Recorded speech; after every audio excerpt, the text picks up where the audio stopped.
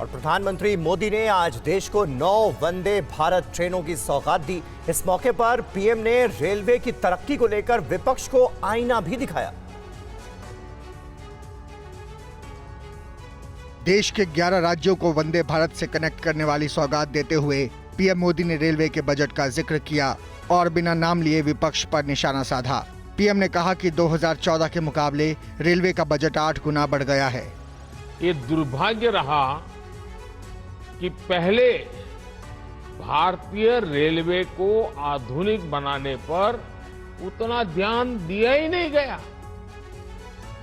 लेकिन अब हमारी सरकार भारतीय रेलवे के कायाकल्प में जुटी है। सरकार ने रेल बजट में अभूतपूर्व बढ़ोतरी की है। 2014 में रेलवे का जितना बजट था, इस साल उससे 8 गुना ज्यादा बजट दिया गया है। पीएम ने कहा कि वो दिन दूर नहीं जब वंदे भारत देश के हर कोने को कनेक्ट करेगी। वंदे भारत कम समय में सफर पूरा करने के उद्देश्य को पूरा कर रही है। पीएम मोदी ने कहा कि 2014 से पहले रेलवे मंत्री को लेकर चर्चा होती थी और फायदा भी उस इलाके का होता था जहां का मंत्री होता था। पीएम ने कहा कि अब रेलवे सबका साथ सबका विकास का विजन लेकर आगे बढ़ रहा है। 9 वंदे भारत देश के नाम समर्पित करते हुए पीएम मोदी ने पिछली सरकार पर हमला बोला। पीएम ने कहा कि पहले के रेल मंत्री अपने इलाके में ट्रेन चलवाते थे।